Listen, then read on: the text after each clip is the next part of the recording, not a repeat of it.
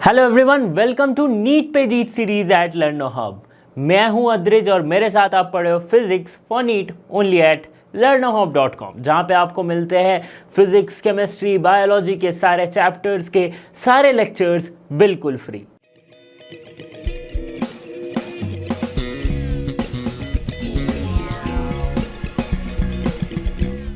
तो NEET series में waves के कंसेप्ट एड ऑन हम पढ़ रहे थे। पहला पार्ट हमने समझ लिया था, ये है दूसरा पार्ट।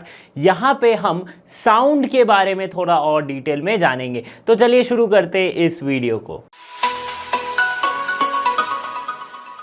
तो इस पार्ट में ज़्यादातर थ्योरेटिकल चीज़ें हैं, जैसे कि हमारा पहला टॉपिक जो स्टार्ट होता है वो होता है क्या, Newton's formula of velocity of sound in gases. तो वेलोसिटी ऑफ साउंड गैस में कितनी है, इसके लिए न्यूटन भाई साहब ने एक फॉर्मूला दिया। ठीक है, उन्होंने एक एम्पिरिकल फॉर्मूला दिया जो कि था लैम्डा इक्वल्स टू, हम क्या जानते हैं, अच्छा देखो, वेलोसिटी ऑफ साउंड हम क्या जानते हैं, बी बाई रो, ये हम लिखते हैं बल्क मॉडुलस बाई डेंसिटी, ये हम लिखते हैं।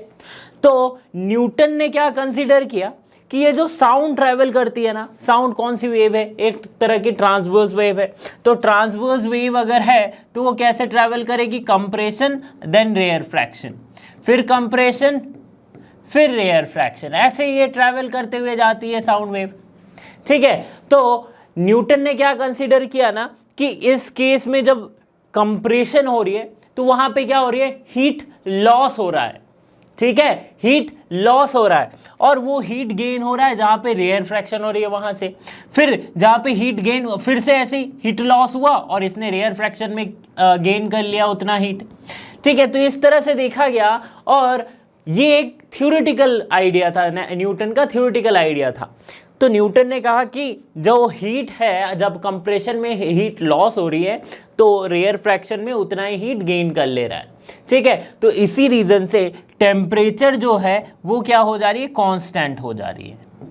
क्या हो जा रही है, कांस्टेंट हो जा रही है, टेम्परेचर कांस्टेंट। न्यूटन का कहना ये था कि ये जो प्रोसेस है कि जो साउंड वेव गैस से ट्रैवल करते हुए जा रही है, ये प्रोसेस जो है ना, ये परफेक्टली आइसोथर्मल प्रोसेस है।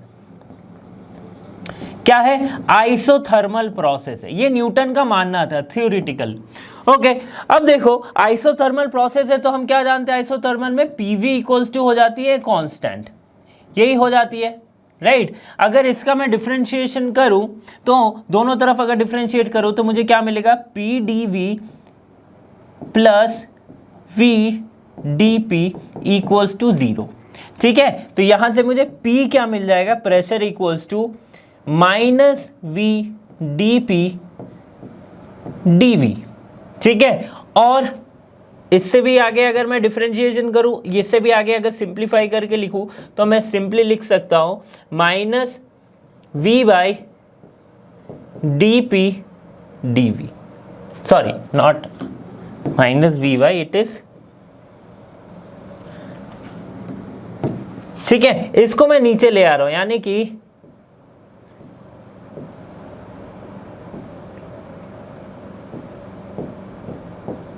ठीक है, ये हो सकता है, ये हम लिख सकते हैं D P by D V by we.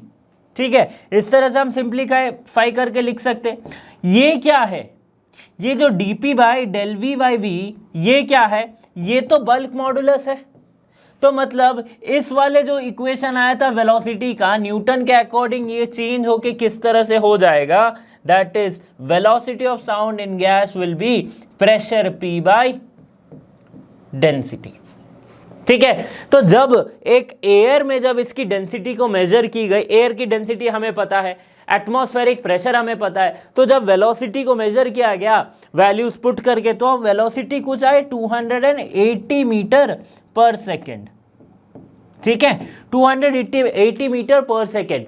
हमें क्या पता है, साउंड की वेलोसिटी होती है कितनी, 332 पॉइंट समथिंग, और 333 हम कहीं कंसिडर 332 मीटर पर सेकेंड ये होती है। तो ये काफी डिफर कर रही थी, यानी कि न्यूटन ने कुछ एक एजम्पशन, कुछ एक कहीं तो उसने गलती की थी। इसको करेक्ट किया किसने, लैपलास ने। अब लैपलास ने कहा, क्या कहा कि अगर देखो न्यूटन का गलत है तो लैपलास कहां पे सही था।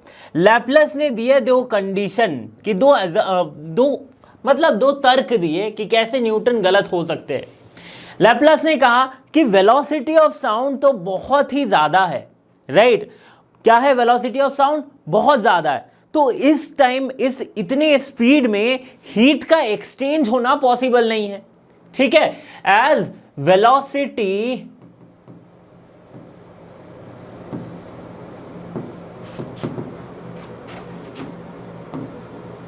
Heat exchange not possible.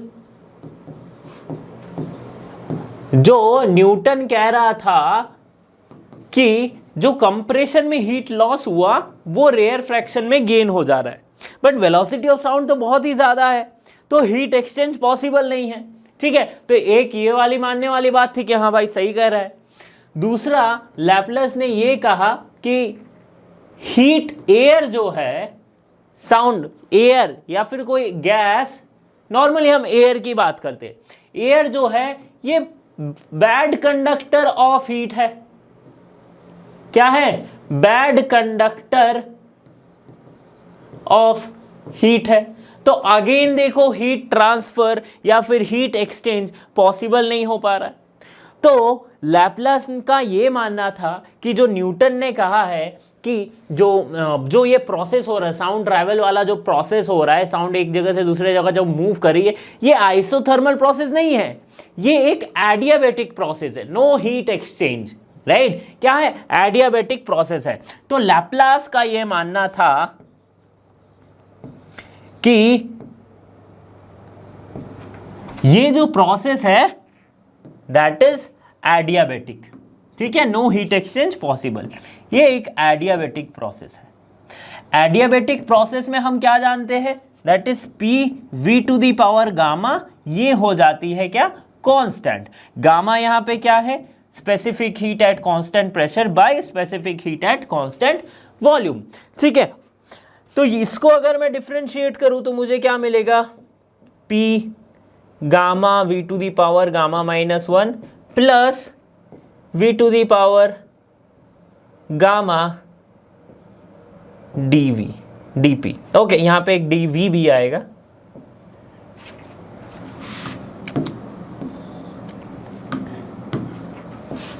ठीक है, इक्वल्स टू कांस्टेंट का डिफरेंशिएशन हो जाएगा 0। तो इसको थोड़ा और सिंप्लीफाई करेंगे, डिफरेंशिएशन करेंगे। देखो मैं प्रूफ करके पूरी दिखा नहीं रहा हूं क्योंकि ये इंपॉर्टेंट नहीं है। तो यहां पे हमें क्या मिलेगा? Gamma P equals to D P by DV by V, ठीक है? अगेन ये किसके बराबर हो जा रहा है? बल्क मॉडुलस के। तो यहां पे जो बल्क मॉडुलस हुआ, नॉट बीटा इट्स बी, यहां पे जो बल्क मॉडुलस आ रहा है हमारे पास दैट इज गामा पी, ठीक है? Gamma P. तो बल्क मॉडुलस के जगह पे हम गामा पी से सब्स्टिट्यूट करेंगे। मतलब कैसे कर सकते हैं कि जो वेलोसिटी ऑफ साउंड थी दैट इज बी बाय रो, यहां पे हम क्या लिखेंगे? गामा पी बाय रो, ठीक है? अब जब वैल्यूज पुट किया गया किसका? गामा का। गामा की वैल्यू कितनी होगी? Cp by specific heat of air at constant pressure by constant volume, ठीक है? इसके साथ प्रेशर, एटमॉस्फेरिक प्रेशर, साथ ही साथ density of that air column, जितना भी चाहिए। तो जब वैल्यूज पुट करके देखा गया तो ये 332.5 मीटर पर सेकेंड, ठीक है? तो यहां पे देखो थ्योरेटिकल वैल्यू प्रैक्टिकल वैल्यू से मैच कर गई, ठीक है? 332.5 मीटर पर सेकेंड से। अच्छा, ये हमें कैसे पता होगा कि ये थ्योरेटिकल वैल्यू प्रैक्टिकल वैल्यू से मैच कर रही है? वेलोसिटी तो अभी निकाल रहे हैं हम, बट प्रैक्टिकली हमें कैसे पता चलता है वेलोसिटी? देखो वेलोसिटी ऑफ साउंड जो है वो हमें इको के हेल्प से पता चलता है कि जैसे कि एक पहाड़ है, राइट? दूर में कोई पहाड़ है तो पहाड़ से आप अपनी डिस्टेंस को नाप लो। अब हम क्या जानते हैं? पहाड़ से साउंड रिफ्लेक्ट होके आती है वापस। आप कुछ बोलते हो चिल्ला के तो वापस आती है आपके पास और आपको बहुत बार वो आवाज सुनाई देती है, राइट? इको एक सुनाई देता है, तो वो हम टाइम नोट करते हैं, ठीक है? हम वो क्या हुई? साउंड आपने निकाली कोई साउंड, वो वहां तक गई, फिर जब वापस आ रही है ठीक है, वापस आपको अब वही आवाज सुनाई दे रही है। तो ये डिस्टेंस हम कैलकुलेट करते हैं, दैट इज 2x, उसका आधा करेंगे, जितनी टाइम लगी उसे वो हो जाएगी वेलोसिटी। तो वेलोसिटी इसे 333 या 332.5 मीटर पर सेकेंड के आसपास आई थी। तो जब लैपलास ने ये करेक्शन किया तो उसकी value theoretical value practical value से मैच कर रही थी, इसलिए हम ये लैपलास के करेक्शन को देखते हैं। Factors affecting velocity of sound, velocity of sound को कौन कौन से फैक्टर अफेक्ट कर सकते हैं या फिर किस किस फैक्टर पे डिपेंड करती है देखते हैं। वेलोसिटी ऑफ साउंड क्या हम जाने हैं अभी, gamma P by row, this is P, okay, P by रो, ठीक है। तो डेंसिटी पे कैसे डिपेंड कर रही है, वेलोसिटी ऑफ साउंड इज 1/√अंडर डेंसिटी पे ऐसे डिपेंड कर रही है। फॉर एन एग्जाम्पल अगर मैं लूँ हाइड्रोजन और ऑक्सीजन में, मतलब velocity of sound in hydrogen compare कर रहे हैं उसको velocity of sound in oxygen से, तो कैसे, हमें क्या जानते हैं कि velocity of density of oxygen is 16 times the density of hydrogen, ठीक है, ये होती है। तो अगर इससे देखा जाए तो velocity of sound in hydrogen by velocity of sound in oxygen अगर मैं करूं तो मुझे क्या मिलेगा, रो ओ बाई रो एच, और ये होती है क्या 16 रो एच बाई रो एच। तो यहाँ से हमें क्या मिल जाएगा, velocity of sound in hydrogen is 4 times velocity of sound in oxygen, ठीक है। ये एक एग्जाम्पल था छोटा सा, इससे कभी कभी क्वेश्चन पूछ लिया जाता है नीट वगैरह में। ओके, देखो इफेक्ट ऑफ प्रेशर अगर हम देखते हैं तो हम क्या जानते हैं कि V equals to gamma P by rho. तो यहां पे कंफ्यूजन हो जाता है कि अगर प्रेशर को हम चेंज करेंगे वॉल्यूम जो है सॉरी वेलोसिटी जो है वो इंक्रीज होगी, ऐसा नहीं होता है। लेकिन देखो इसमें थोड़ा समझने वाली बात है क्या कि रो जो है वो क्या होती है, mass by volume, mass per unit volume. तो अगर मैं यहाँ पे सब्स्टिट्यूट करूँ तो मुझे क्या मिलेगा, gamma V P by mass, ठीक है। अब अगर गामा कांस्टेंट है, डेंसिटी कांस्टेंट है, और ये पीवी क्या होती है, पीवी क्या होती है, अगर टेम्परेचर को भी हम कांस्टेंट मानते, इफ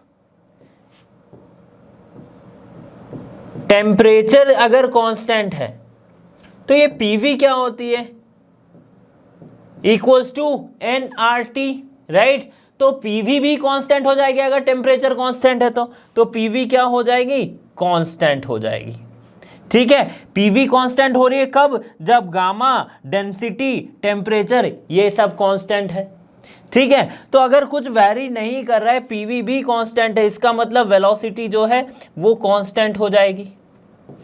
तो if provided if the temperature is constant then velocity of sound is independent of the change in pressure।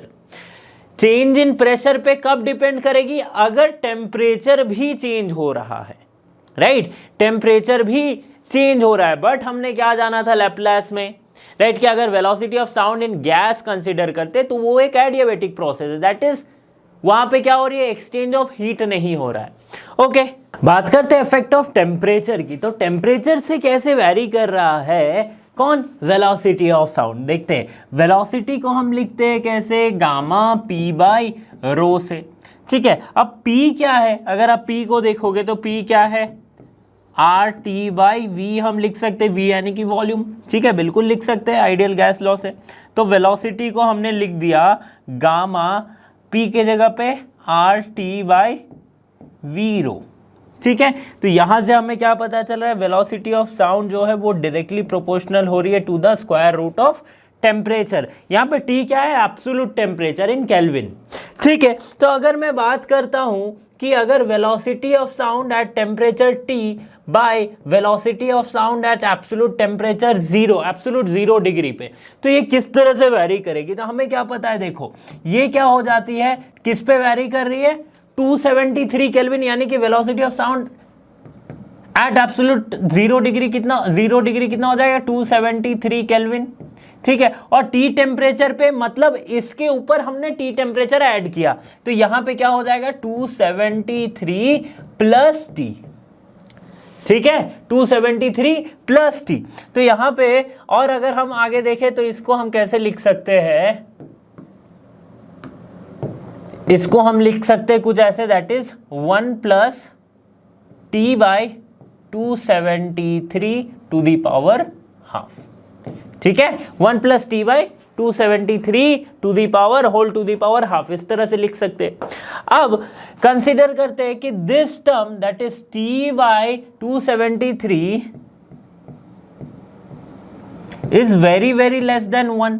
अगर ऐसा है देन बाय बाइनोमियल एक्सपेंशन हम इस वाले पूरे टर्म को हम लिख सकते हैं 1 plus 1/2 into T by 273, that is which is similar to 1 plus T by 546। Oh sorry, this is 1, this is bracket. ठीक है, इस तरह से हम बाइनोमियल एक्सपेंशन के मदद से ये हम टर्म सिमिलरली लिख सकते हैं if t by 273 is very very less than 1। Okay, तो यहां से हमें क्या मिला कि vt equals to 1 plus T by 546 vo, ये हमें मिल गया। ठीक है, अब देखो क्या हो रही है कि ये जो velocity of sound at temperature T is equals to velocity of sound VO plus T by 546, यानी VO T by 546। हमें क्या पता है, velocity of sound eight zero या फिर एब्सोल्यूट जीरो टेम्परेचर, जब टेम्परेचर कांस्टेंट हम रख रहे तो उस समय क्या है 332 मीटर, 332.5 या फिर 332 मीटर पर सेकेंड लिख से, प्लस यहाँ पे भी 332 और ये है 546, वो करेंगे तो हमारे पास आएगा 0.61 टी। मतलब अगर मैं टेम्परेचर को 1 डिग्री बढ़ाऊं, ठीक है, अगर ये टेम्परेचर 0 है, टेम्परेचर मैंने नहीं बढ़ाया, तो ये अगर ये 0 डिग्री पे है, ठीक है, 0 जब एब्सोल्यूट 0 टेम्परेचर मतलब VO जब है, तो यहाँ पे 0 पुट करेंगे, 332 मीटर पर सेकेंड हमारा आ रहा। 1 डिग्री अगर मैं टेम्परेचर बढ़ाऊं तो जो हमारी वेलोसिटी है वो 0.61 टाइम्स बढ़ जाएगी। ठीक है, on increasing the temperature by 1 degree, velocity of sound जो है वो 0.61 टाइम्स इंक्रीज हो जाएगी। ठीक है, सॉरी 61 टाइम्स इंक्रीज हो जाएगी। समझ में आ रही है बात कि कैसे velocity of sound change in temperature पे डिपेंड कर रहा है। बात करते हैं इफेक्ट ऑफ ह्यूमिडिटी की। देखो ह्यूमिडिटी क्या है, जब एयर में मॉइस्चर बन जाता है, एयर में वाटर वेपर्स छोटे छोटे ड्रॉपलेट्स में दिखाई देने लगते हैं, उसे हम ह्यूमिडिटी कहते हैं, मॉइस्चर को कहते हैं ह्यूमिडिटी, मॉइस्चर बढ़ जाने को। ठीक है, तो मतलब जब, अच्छा इस पे डेंसिटी पे क्या असर आती है, तो जो मॉइस्ट एयर होती है रो एम, इसकी डेंसिटी कम होती है ड्राई एयर से, जिसे हम लिखते हैं सिंपली एयर लिखते हैं रो ए।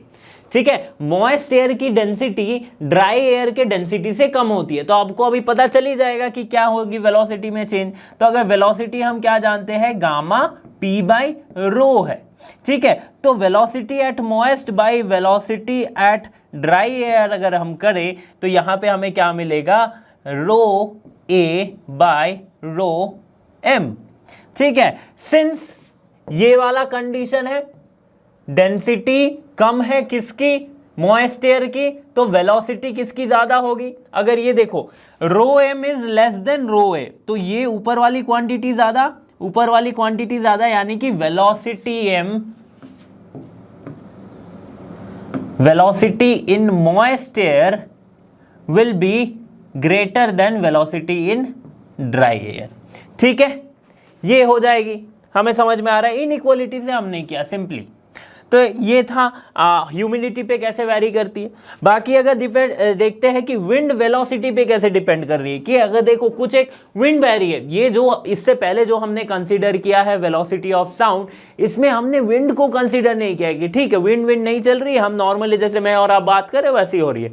बट अगर हवा चलने लगे तेज, तो क्या वेलोसिटी ऑफ साउंड पे कोई इफेक्ट आएगा? बिल्कुल आएगा। क्यों? क्योंकि देखो एक ये रिलेटिव वेलोसिटी वाला कंसेप्ट भी आ जाता है। कैसे कि आप कुछ बोल रहे हो और उसी डायरेक्शन में हवा चल रही है तो जल्दी पहुंच जाएगी, राइट? एक्चुअल में क्या है, ये साउंड जो ट्रैवल कर रही है कैसे कर रही है? वाटर के जो एयर के पार्टिकल्स है उनके वाइब्रेशन से ही ट्रैवल कर रही है। अगर विंड भी उसी डायरेक्शन में बोले तो वाइब्रेशन और तेज होगा, साथ ही साथ पार्टिकल्स भी जाएंगे, तो विंड साउंड और पहले पहुंचेगी। समझ में आ रही है ना बात? तो जो एक रिलेटिव वेलोसिटी होगी, velocity of sound, relative velocity, तो ये ओरिजिनल वेलोसिटी प्लस विंड की वेलोसिटी को हम लिख सकते हैं, ठीक है? विंड की वेलोसिटी को हम लिख सकते हैं, VW क्या है? Velocity of wind. अगर विंड जो है ऑपोजिट डायरेक्शन में फ्लो करे, विंड ऑपोजिट अगर हो तो क्या होगी? मतलब जिस तरफ आप साउंड ट्रैवल कर रही है उसके ऑपोजिट में विंड आ रही है तो क्या हो जाएगी? तो सिंपली रिलेटिव वेलोसिटी हो जाएगी V ओरिजिनल, मतलब जो वेलोसिटी ऑफ साउंड है इन एयर, ठीक है, नॉर्मल A लिखते हैं इसे, VA, minus velocity of wind, ठीक है? रिलेटिव वेलोसिटी वाली कंसेप्ट। तो आगे का और वापस का ये हमें समझ में, अगर किसी एंगल पे हो रही है तो क्या होगी? तो उसका कंपोनेंट लग जाएगा। सिंपल सी बात है, मोशन इन अ प्लेन वाला कंसेप्ट है। रिलेटिव वेलोसिटी ऑफ साउंड क्या हो जाएगी? Velocity of sound in air plus VW cos theta. cos theta vertical horizontal के साथ एंगल है ऑफ द विंड, ठीक है, कि कितना एंगल बना रखी है, ये हमें पास आ जाएगी। फिर अगर इसका भी ऑपोजिट डायरेक्शन में फ्लो करे, मतलब एंगल अगर इस तरफ से विंड ब्लो कर रही है, जिस तरफ आप साउंड को भेजना चाह रहे हो उसी तरफ विंड है बट किसी एक एंगल में है, तो ये प्लस, और अगर ऑपोजिट है तो यहां पे माइनस हो सकता है, ठीक है? समझ में आ गई बात कि कैसे हम effect of wind velocity sound के, वेलोसिटी ऑफ साउंड को कैसे चेंज कर रही है। ओके, अगला एक और इंटरेस्टिंग टॉपिक है, बहुत ही आसान सा टॉपिक है, रिफ्लेक्शन ऑफ वेव्स का। रिफ्लेक्शन ऑफ वेव्स, यहाँ पे हम अगर बात कर रहे हैं कि कोई भी वेव्स है तो उसको वो अगर किसी ऑब्जेक्ट से टकरा रही है तो किस तरह से रिफ्लेक्ट होगी। तो देखो अगर बात करते हैं कि अगर एक प्लेन और किसी ऑब्जेक्ट से टकरा रही है, प्लेन सरफेस है, प्लेन किसी ऑब्जेक्ट से टकरा रही है, तो उसका जो रिफ्लेक्शन होगा वो कुछ इस तरह से होगा, जस्ट लाइट का रिफ्लेक्शन होता है, जहाँ पे हम क्या कहते हैं, incident angle is equals to reflected angle, angle of incidence is equals to angle of reflection. तो अगर प्लेन सरफेस है, कोई एक बैरियर जो कि प्लेन है, तो यहाँ पे बिल्कुल रिफ्लेक्शन ऑफ लाइट जो है उसके लॉज को ये फॉलो करेंगे, ठीक है? ये ओरिजिनल वेव टकराने के बाद ये रिफ्लेक्टेड वेव, हम ये सपोज करते हैं कि ये जो बैरियर है ये साउंड प्रूफ है। साउंड प्रूफ नहीं, यहाँ पे हम कंसीडर करें कि इसने कोई अमाउंट ऑफ साउंड अब्जॉर्व नहीं किया है, तो जितनी ओरिजिनल वेव की इंटेंसिटी थी रिफ्लेक्टेड वेव की भी उतनी ही इंटेंसिटी होगी, ये हमने अज्यूम किया है। वहीं अगर हम बात करें कोई स्फेरिकल सा सरफेस है, तो स्फेरिकल सरफेस में या तो कॉन्केव सरफेस, अगर कॉन्केव स्फेरिकल सरफेस है तो वहां पे कुछ इस तरह से क्या हो रही है, साउंड का रिफ्लेक्शन हो रहा है। मतलब यहाँ पे वही, अगर साउंड पैरेलली ट्रैवल कर रही है तो ये मीट करेगी एक फोकस पे, जहाँ पे बहुत सारे साउंड हमें सेम वेव यहाँ पे रिफ्लेक्ट होके आएगी, जस्ट लाइक लाइट। और अगर यहाँ से जो फोकस होगा, अगर ये कॉन्केव सरफेस हम मानते हैं, इसका जो फोकस होगा यहाँ से, अगर हम बात करें कि एक अगर लाइट या फिर कोई भी वेव, राइट, नॉर्मल लाइट के एनालॉगस होती है, बट कोई भी वेव अगर यहाँ से ट्रैवल कर रही है तो वो क्या हो जाएगी, पैरेलली चली आएगी, right, after reflection parallelly move करने लगेगी। ओके, नाउ अगर हम बात करते हैं रिफ्लेक्शन ऑफ साउंड वेव्स की, साउंड वेव्स का भी कुछ देखो, जैसे कि मैंने बताया कि वुड बार रखा है और ये एक प्लेन बैरियर है, तो यहाँ से क्या हो रही है कि साउंड सोर्स अगर है तो वो किस तरह से ट्रैवल करेगी, just maintaining the laws of reflection, incident angle equals to reflected angle, ठीक है? कंसीडर क्या करना है कि ये जो वुड बार है इसने कोई amount of sound energy absorb नहीं किया है। तो ये एक्सपेरिमेंट तो आप करके भी देख सकते हो कि आपने यहाँ से कुछ कहा और एक पाइप लगी हुई है और किसी रिफ्लेक्टेड प्लेन सरफेस से आपने एक और ट्यूब लगा दी है, एक और पाइप लगा दी और यहाँ पे आप सुन रहे हो तो आपको सुनाई देगी आवाज़, ठीक है? अब अगर बात करते हैं हम कि reflection sound wave through curve surface में कैसे रिफ्लेक्शन साउंड होता है, तो हमें क्या पता था कि फोकस पे मीट हो रही है अगर पैरेलली साउंड ट्रेवल कर रही है तो, और अगर फोकस पे ही साउंड सोर्स रखा गया है तो आफ्टर रिफ्लेक्शन वो पैरेलल हो जाएगी। तो ये कुछ एक्सपेरिमेंट है कि यहाँ पे कर्व सरफेस है और मैंने इस वाले कर्व सरफेस के फोकस पे एक रखा, क्या, एक बेल को रखा। तो जैसे ये बेल ये बजेगी, ये जैसे बेल बजेगी, और हमें क्या पता है कि इसकी जो साउंड है ये क्या होगी, यहाँ से इस तरह से आएगी और ये उधर को जाएगी, ठीक है, पैरेलली मूव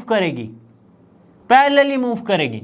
और इस सरफेस से टकराने के बाद क्या होगी, देखो दोनों कंडीशन यहां पे हो रहा है कि अगर पैरेलली मूव करे, अब रिफ्लेक्शन के बाद वो किसी फोकस पे मीट करेगी, तो यहां पे सपोज करते हैं कि मीट कर रही है, किसी भी एक फोकस पे मीट कर रही है, और उसी फोकस पे मैं अगर कोई डिवाइस रखूं तो मुझे ये साउंड जो है सुनाई देगी यहाँ पे। तो जो बेल यहाँ पे बज रही थी वो मुझे यहाँ पे सुनाई देगी। अच्छा, ये मैं इमेज के लिए इतना छोटा बनाया, बट ये सिस्टम बहुत बड़ा सा भी सिस्टम हो सकता है ना। साउंड का रिफ्लेक्शन होके एक तरफ साउंड हुई, दूसरी तरफ आपको आवाज़ सुनाई दे रही है, राइट। इस तरह का एक बहुत बड़ा सिस्टम आप बना सकते हो। तो इस तरह के एक्सपेरिमेंट आप करके देखना, आपको अच्छा लगेगा। ओके, अब हम बात करते हैं reflection of waves at rigid boundary और क्लोज एंड पे। तो ये कौन सी नई चीज है रिफ्लेक्शन। अच्छा, यहाँ पे वेव्स की बात करें, यहाँ पे कोई साउंड वेव या फिर कुछ भी वेव्स हो सकती है। तो थ्योरेटिकली अगर हम देखें कि एक साउंड वेव जो है किस तरह, या फिर कोई भी वेव है, ये एक साइनोसॉइडल वेव इस तरह से मूव करती है। सॉरी, यहां पे मैं बताता हूं, साइनोसॉइडल वेव जो है वो इस तरह से मूव करती है। ओके, तो सपोज करते हैं कि मैंने एक पल्स दिया। अच्छा, एक पल्स का मतलब ये होता है, कि एक छोटा सा जो क्रेस्ट हमने ये क्रिएट किया, ठीक है, एक ही पल्स दिया ये पूरे स्ट्रिंग में। सपोज ये एक स्ट्रिंग है, ठीक है, यहाँ पे वही हमने कंसिडर कर रखा है कि एक फिक्स्ड प्लेन सरफेस है जहां से एक स्ट्रिंग को फिक्स कर दिया गया है किसी एक एंड पे, और हमने जस्ट एक पल्स दिया। तो क्या होगी, ये धीरे से ये पल्स उठ के ऐसे करके आएगी, राइट, इस तरह से पल्स मूव करेगी, आगे जाएगी, ऐसे जाएगी। ओके, तो अगर ये सरफेस फिक्स है, राइट, ये सरफेस जो एंड हो रहा है जहां पे, ये अगर फिक्स है, तो यहां पे रिफ्लेक्शन कैसा होगा एज कंपेयर टू अगर ये सरफेस फिक्स नहीं है। ठीक है, तो पहले इसकी बात करते हैं। जहां पे फिक्स है, यहां पे किसी हमने कोई भी एक हुक हो या फिर किसी भी चीज से हमने इसको बांध के रखा है, फिक्स करके रखा है, तो क्या देखेंगे हम कि जैसे ही हमने पल्स दिया तो ये पल्स पहले यहां से ऐसे ट्रेवल करते हुए आई, ठीक है, आके क्या होगी, ये फिक्स्ड एंड से टकराएगी कुछ इस तरह से, राइट, देखो कुछ इस तरह से टकराई है। अब क्या हो रहा है कि ये जो रोप जो है एक अपवर्ड फोर्स अप्लाई कर रहा है, अपवर्ड फोर्स, देखो ऊपर की डायरेक्शन से एक फोर्स अप्लाई कर रहा है, कहां पे, वॉल पे। अप्लाइड कहां पे कर रहा है, वॉल पे कर रहा है। तो वॉल पे करने से क्या हो रहा है, वॉल न्यूटन के थर्ड लॉ के हिसाब से एक डाउनवर्ड फोर्स अप्लाई करेगा, तो नीचे की ओर एक फोर्स अप्लाई करेगा।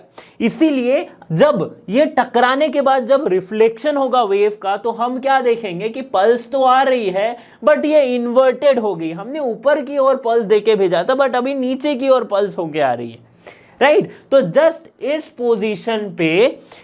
पोजीशन पे जो पल्स है वो इन्वर्टेड हो जाएगी। मतलब यहां से हमें ये समझ में आ रहा है कि पल्स इन्वर्ट हो रही है रिफ्लेक्शन पे। कब, जब सरफेस है फिक्स्ड और क्लोज एंड। बट अगर यही सरफेस को हमने यहां पे जैसे रस्सी को बांध रखा है, रोप को बांध रखा है, अगर मैं ना बांधूं, एक मैं अगर रिंग से इसे लगा दूं, रिंग से लगाने से क्या होगी, ये सपोज वो फिक्स्ड एंड है, ये हमने रिंग लगा दी, तो अब रिंग इसके ऊपर नीचे मूव कर सकती है, राइट, इसके ऊपर नीचे मूव कर सकती है। तो जैसे ही पल्स यहाँ पे फिर से अराइव हो रही है, जैसे ये डाउन अपवर्ड फोर्स लगा रही है, ये क्या हो रहा है, रिंग जो है ऊपर की ओर मूव कर जा रही है, राइट, क्योंकि ये फिक्स नहीं है तो ये मूव कर सकती है, रिंग को फोर्स मिलेगी तो वो मूव करेगी, right. So post exerts no transverse force on rope, तो इसीलिए कोई ट्रांसवर्स फोर्स इस पे एक्सर्ट नहीं कर पा रही है, ठीक है। अब देखो, क्योंकि रिंग तो एक फ्रिक्शनलेस जगह पे हमने इसको कंसीडर कर रहा है कि रिंग फ्रिक्शन जहां पे लेस है हमने क्या कंसीडर किया, ये रॉड और इस रिंग के बीच में फ्रिक्शन नहीं है। ओके, तो ये इजीली है ऊपर नीचे मूव कर रही है, तो कोई फोर्स नहीं दे पा रही है, तो इसलिए जो रिफ्लेक्शन हो रहा है, तो इस केस में क्या हो रहा है कि जैसी वेव आई थी वैसी ही वेव वापस जा रही है विदाउट इन्वर्टिंग। इस केस में अगर मैं कंसीडर करूं कि वेव अगर एक्स टी इसका फंक्शन है, यानी कि अगर मैं लिखूं A sine omega t minus plus k x, suppose करते ये equation, sorry minus k x होती है,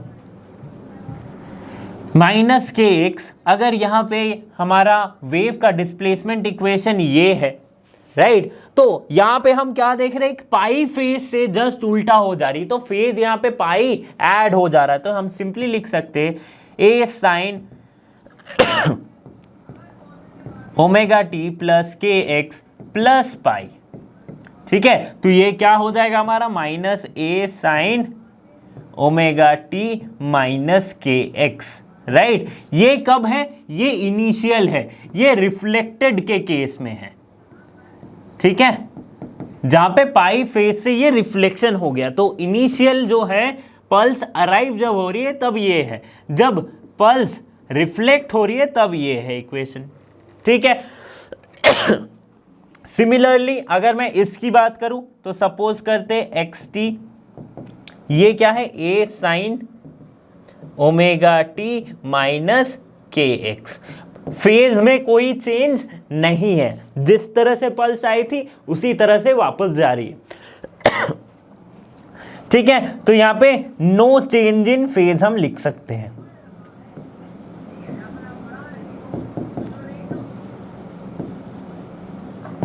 ओके, फ्री एंड का जो सरफेस है, जैसे कि इसको हमने क्या कंसिडर कर रखा है कि ओपन बाउंड्री या फिर फ्री एंड सरफेस, ठीक है, तो इस तरह के हमारे फिजिकली हम कौन से ऐसे चीजें देख सकते हैं जहां पे हम फ्री एंड को कंसिडर करेंगे, दैट इज द वाटर। अगर पानी है, वाटर है, तो उसे हम कंसिडर करते हैं एज अ फ्री एंड, मतलब वहां पे फेज चेंज नहीं होगा, ठीक है।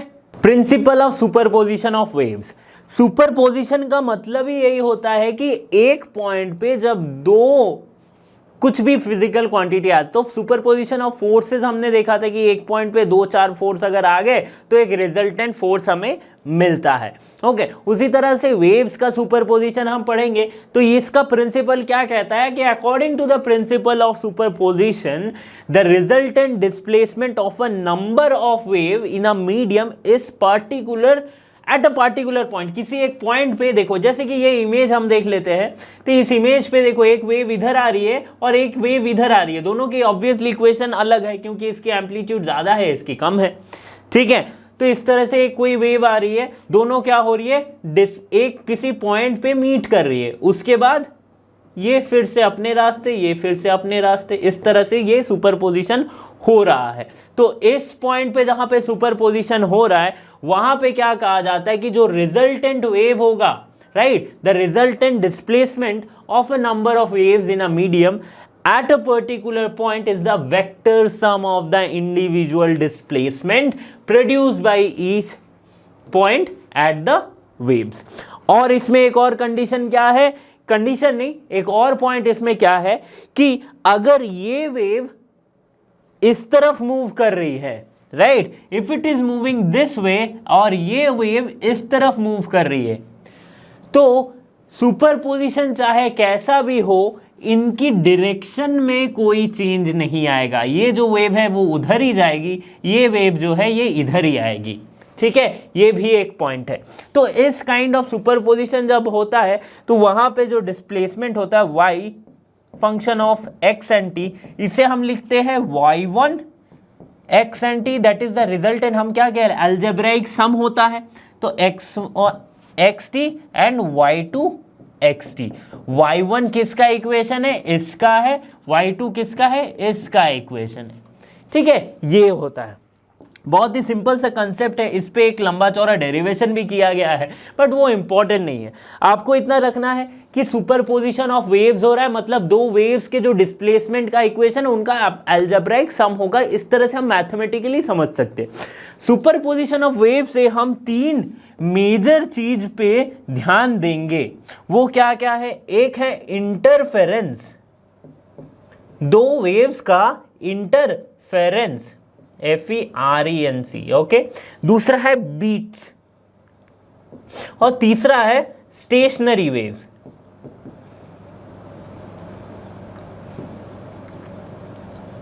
ओके तो ये बीट्स और जो स्टेशनरी वेव्स हैं इसको हम नेक्स्ट टॉपिक में पढ़ेंगे, मतलब नेक्स्ट जो पार्ट होगा इस चैप्टर का उसमें पढ़ेंगे। और ये जो इंटरफेरेंस है इसको हम वेव ऑप्टिक्स के टॉपिक में पढ़ेंगे, जो कि इस चैप्टर के बाद ही हम स्टार्ट करने वाले, ray optics, wave optics. Okay तो ये तीन मेजर चीजें आती है कहां से? सुपरपोजिशन ऑफ वेव से। इसलिए जब भी इसका हम मैथमेटिकल डेरिवेशंस करेंगे या फिर मैथमेटिकली इंटरफेरेंस, बीट या फिर स्टेशनरी वेव्स को समझेंगे, हमें सुपरपोजिशन का ये कंसेप्ट ध्यान में रखना पड़ेगा। ओके स्टूडेंट, यहाँ पे पार्ट 2 हमने खत्म किया वेव्स का। इसके बाद हम पार्ट 3 को समझेंगे, साथ ही साथ उसके मस्ट प्रैक्टिस और PYQs को भी करेंगे। इसी तरह के वीडियोस के लिए आपको लर्नो हब के साथ बने रहना पड़ेगा, क्योंकि पता ही है आपको लर्नो हब फ्री है पर बेस्ट है। Thanks for being here and have a great day.